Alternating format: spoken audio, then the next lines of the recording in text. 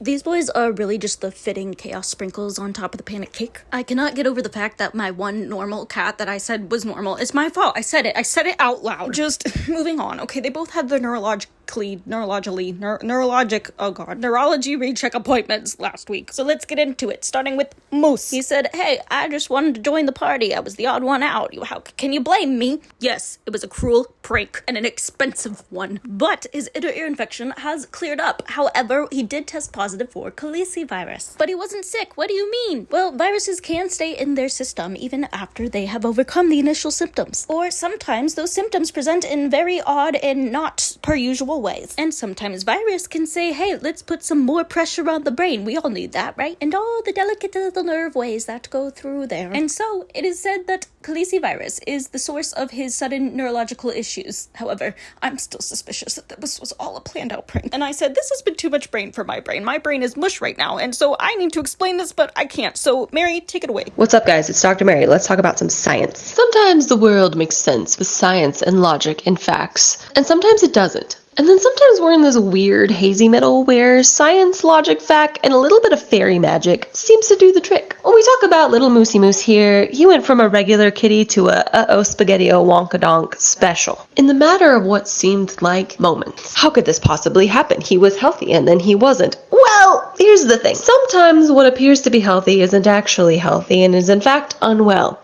See myself. LOL. And internally, Moose had something going on that we were not fully aware of. A virus, in fact, had infiltrated his system and we didn't even know. Now, sometimes this virus can attack different things, like, let's say, eyeballs. But sometimes this particular virus can also attack nerve cells.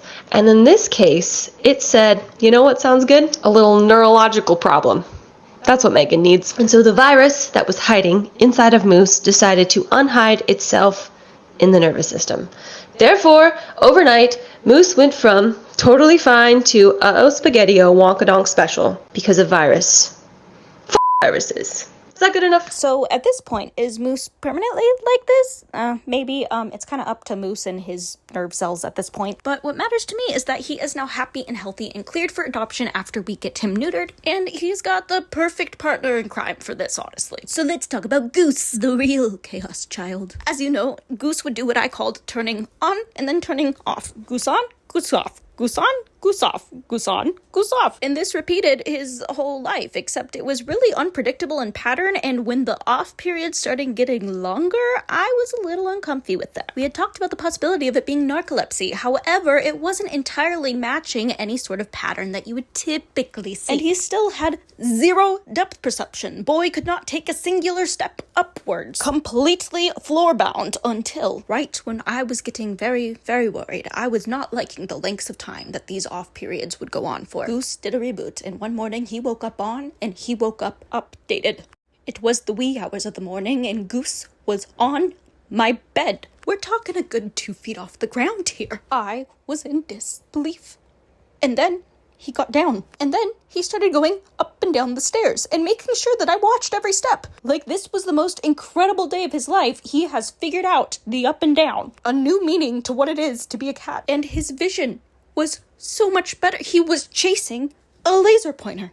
Better than Moose. And I'm just living in a constant state of confusion. But I was skeptical because I looked at him and I said, this is going way too well. Are you about to die? And I kept that suspicion for 2 weeks and after his neurology appointment. But when it came to that point, Goose had basically been in on mode nearly the whole time. Did I get a win? Did I put out the right vibes this time? Is that what happened? And then he has the audacity to go to the catio and think he can jump out into it. Buddy, can we please just, let's master the up and down first, just a little bit more, like 48 hours at least. He goes, no, Goose is on now and he can do anything. So what's the plan for Goose? Now, while narcolepsy is still a potential, it's more likely that we're looking at simply just cataplexy.